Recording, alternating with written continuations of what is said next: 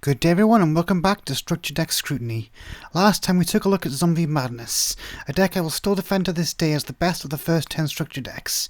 Being decent right out of the box and one of the best decks in the format, once fully upgraded, Zombie Madness was in my mind the best Yu-Gi-Oh product for a young player back in 2005 and the best way for someone to transition from casual to a more competitive environment in Yu-Gi-Oh! So obviously the next deck in the series had some big shoes to fill. So how does Blades of Destruction compare? Well, let me answer that with a visual. See this fissure art? Well, if this guy was to lose his grip and fall to the bottom of this cavern, it wouldn't have been as big a drop as the drop in quality between these two decks. While I'd argue this deck is slightly better than Dragon's Roar, due to having a slightly more coherent game plan, it's still a confusingly put together deck that clearly puts more emphasis on the fire theming than on the deck's playability. So in terms of the deck's playstyle, this is a very aggressive deck that focuses on dealing damage in the form of burn spells and large beat sticks. In an ideal game with this deck, not a turn will go by where the opponent will not take some kind of damage, and a good hand with this deck could very easily end the game a lot quicker than many decks at the time period. However, I'd argue that kind of good hand will be quite rare in this deck, as not only do many of its cards not work well at all together, but the ones that do have synergy tend not to be more than one copy each. Okay, enough beating around the bush, let's get into it. Before getting into the burn and beatdown cards in this deck, this time I'd like to begin by looking at the boss monster of the deck, Infernal Flame Emperor. The reason for this being he's both the first boss monster that doesn't need a specific monster on the field to summon him, and he's also the first to have near no synergy with the rest of his deck. A 2 tribute monster, Emperor cannot be special summoned, and when he is tribute summoned he allows you to banish up to 5 fire monsters from your graveyard to pop that much back row. Now on one hand, it's good that one of these decks can actually summon their boss monster, and its effect isn't too hard to use, seeing as fire monsters will naturally be dying throughout the game in this deck. However, who thought that a burn deck needed back row hate? Keep in mind that a large portion of this deck's damage is effect based, so it won't need to attack all that often, meaning that the likelihood of this effect coming up isn't too high. However, I do have to give this deck a little credit for having a boss that's both playable and can also potentially do something. So with an okay start, let's see what else this deck has to offer, shall we? So given this deck is fire themed, let's start looking at its burn options. The burn card that works the best with this deck out of the box is by far the continuous trap card Backfire, which we have 2 copies of in this deck. Every time a fire monster we control hits the yard, this card will burn the opponent for 500. So basically, as our monsters naturally die throughout the course of the game, this card will consistently burn our opponent, making it easier for our big monsters to finish them off late game. Complementing this card is our other major burn card in the deck in Darkroom of Nightmare, a card I'm sure a few Trickstar players will remember. A continuous spell, Nightmare adds an additional 300 points of burn onto any effect damage we deliver. These 2 cards combined make it so our opponent at max can only destroy 10 of our monsters before dying. So we're off to an okay start, although I will add that this combo is difficult to assemble due to Nightmare being at 1 in this deck. Further adding on to the Backfire synergy, we have Ultimate Baseball Kid at 2. A 500 attack level 3, Kid gains 1000 attack for every other fire monster we have, making him by far the best monster that can slip under our floodgates, which we'll talk about in a bit. In addition to this, he can sacrifice any other fire monster to burn the opponent for 500. Again, this gives us synergy with Backfire, as well as fills the grave up for Emperor. However, again, it's not like we will have many ways to recur or secure monsters, so as good as this guy is in a vacuum, he's only okay in this deck overall. Another card we have in this deck that can play under lockdown cards very well is Raging Flame Sprite. A 100 attack level 3 monster, Sprite has the ability to attack directly. Now 100 attack won't get you far, however he won't remain this puny for long, as with each direct attack he will gain 1000 points, meaning this card is one of the best ways to win quickly in this deck. So because this deck can't do anything totally right, we only have 1 copy of him, of course. Trust me, if you were to buy this deck back in the day, then getting 3 of this card would be your first priority. Outside of Flame Sprite, another one of this deck's best cards, which we actually have 2 copies of, is Solar Flare Dragon. A level 4 monster, Dragon has a very powerful effect that makes it so it cannot be attacked if we control another Pyro monster. Yes, this does mean that if we control multiple dragons, our opponent is not allowed to attack us, much like the Marauding Captain lock. This Solar Flare lock is by far the strongest play this deck has, as Regeki and Darko are both banned at the time, making it extremely difficult to out. And with each dragon doing 500 points of burn damage a turn, it wouldn't take long till our opponent was completely burned out of the game with these 2 cards. I said Sprite was a good card to get 3 of upon upgrading, but getting 3 Solar Flare Dragon was a must for people looking to power up this deck back in 2005. Finally, to search all these good monsters, the deck came with a playset of UFO Turtle, the fire-searching counterpart to Mystic Tomato and Shining Angel. While this isn't the best of the searchers, or even the best of the searchers named Turtle, in this deck in particular it's amazing, giving us access to most of the best monsters we have in here. Whether you need burst damage with Kid, a slower damage tick-up with Sprite, or a lock-up piece with Dragon, this card had you covered. However, this deck also contained 3 decent monsters that the Turtle couldn't search, in the form of Great Angus, Blazing Apache, and THESTALOS the FIRESTORM Monarch. Now, Angus and Apache are straightforward beat sticks that have pretty decent stats for the time, but THESTALOS we need to talk about a bit more. A 1 tribute card, THESTALOS, like every other Monarch, has a powerful effect when tribute summoned. In this case, you can snipe a random card from the opponent's hand, and if it's a monster, also deliver burn damage equal to that monster's level times 100. Often played in Monarch decks at the time because he is the best going first Monarch. This card is not as great here because his burn damage is not that high. However, he's still a good card as not only is he one of the biggest bodies in the deck, but as the deck has few ways to draw or add cards to hand, him confiscating one from our opponent can sometimes mean that we can better win if the game goes long.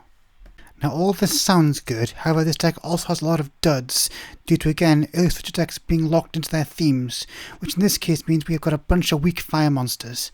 In addition to the boss being typically weak for the time, we also have another underwhelming big monster in Gaia's Soul.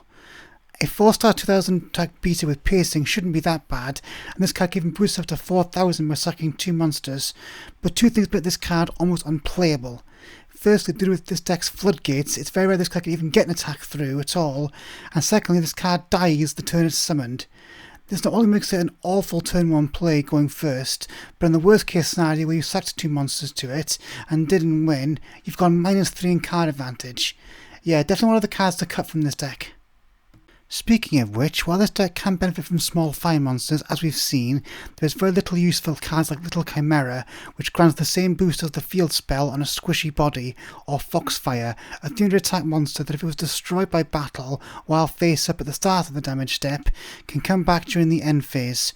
Also, as if a monster that your opponent can punch over each turn wasn't bad enough, it can't even be treated, making it by far the worst monster with a tree-born frog-like effect ever.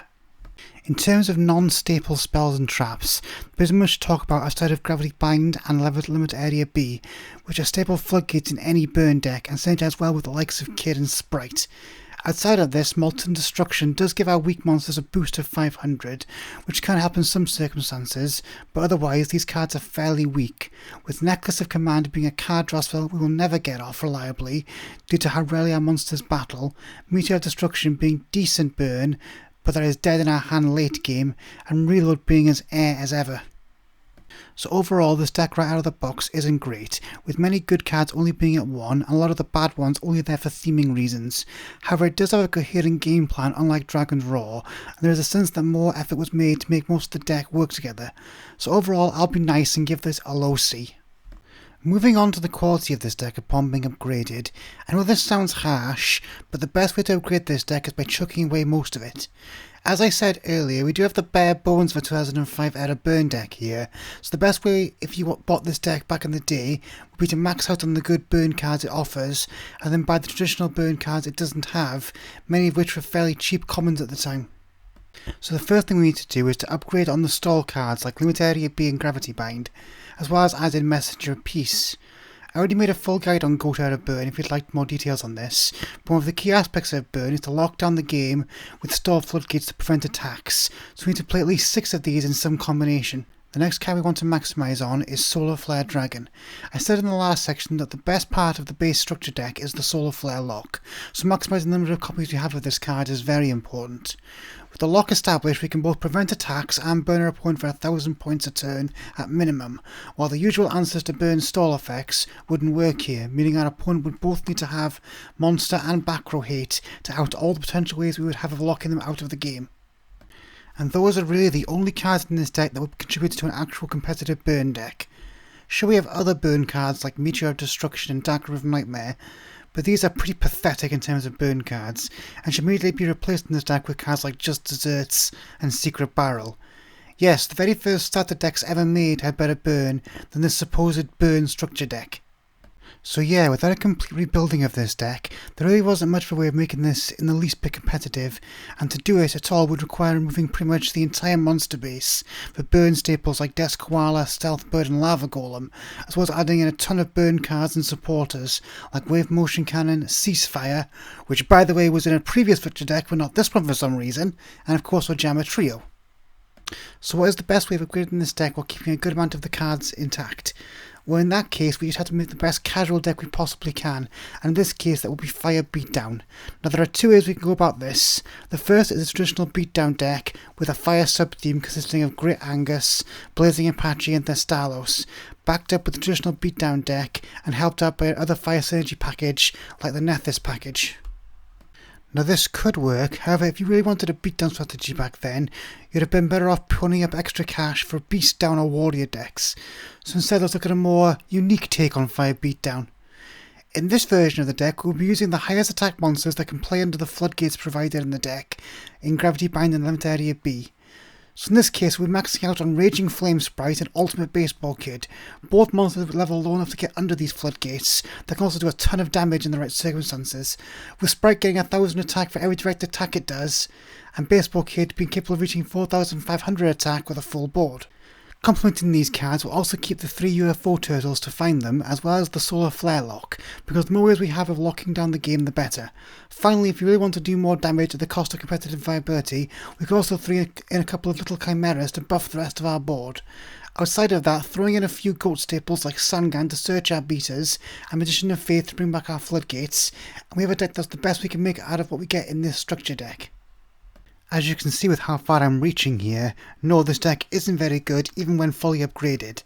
To make something viable here, you either have to gut the deck for the few playable cards it has, or as long as you have to be the best player on table 500. So for upgradability this deck gets a D, saved only from an F by the few good floodgates and burn spells it does have. Finally, let's take a look at the reprints this deck has to offer, because like we learned with Dragon's Roar, even bad structure decks can sometimes have redeeming qualities when it comes to the cards they could provide other decks, and thankfully like Dragon's Roar, Blaze does actually deliver in this aspect. In terms of monsters, we actually have a great reprint that both fits in with the deck's fire and burn themes in THESTALOS the FIRESTORM Monarch. Now while Monarchs themselves were a pretty good deck at the time, they were also played outside of their own archetype, mostly in side decks where they could provide some utility. And while THESTALOS isn't popular as Mobius or Zaborg in this aspect, some decks can still make use of him to burn in time or provide an easy 2400 body. In addition to this, if you were to build a Monarch deck back in the day, the chances are you'd need a few copies of THESTALOS, so this reprint really helped lower his price during 2005. Moving on to spells, this deck actually has quite a few staple cards, as well as cards that, although they're not considered staples, are still playable in many decks of this era. Much like the previous decks we covered in this series, this structure deck does provide a good starting point for a decent spell trap lineup. Pot of Greed, Premature Burial, Snatch Steal and Heavy Storm, the structure deck ban list 4, if you will, all make an appearance, and being the pinnacle of card draw, monster revival, backward destruction, and monster stealing, they could all fit into any deck, whether casual or competitive at the time. In addition to this, Level Limit Area B, along with its trap counterpart Gravity Bind, also saw play in several strategies at the time, from burn and mill decks, which needed the game to drag on longer, to control decks like Pac-Man, and even Benkai OTK, which used them to store while it set up the OTK combo, but you can see more about that in my Go Guide on the deck. Finally, we have other good pieces of removal in the form of Nobleman of Crossout, MST and Tribute to the Doomed. Now MST and Nobleman are GOAT staples I've talked about before, but Tribute is a card I haven't talked about much, so I feel like I should go over it here. For the cost of a discard, Tribute allows you to destroy any monster on the field. Now for many decks, including this one in fact, this card is too costly for what it does. However, if your deck wants to send cards to the graveyard, like Zombies and Chaos, which were both popular around this time, then this card can be a great source of 1-for-1 removal and a big upgrade over cards like Widespread Ruin. Finally, moving on to the 5 trap cards this deck includes. Yeah, how do you screw up a burn deck this badly? We only have 5 traps, 1 burn trap, and 0 good burn traps. However, we actually do have some good staples here. This includes 1 Call of the Haunted, 2 Dust Nails, and a Jar of Greed. So again, we have all of the game's bases covered, from card draw to destruction to monster revival. So once again we see a common theme with the staples in these structure decks, that being that even if the decks themselves aren't very good, Konami will always sure to pack them with very good staple cards that you could then use to make a more competitive deck of your own later. So again, like before, I have to give the staples of this deck an A. So after the greatness that was the Zombie Madness structure deck, it's kind of sad to see the deck's quality take a nosedive here.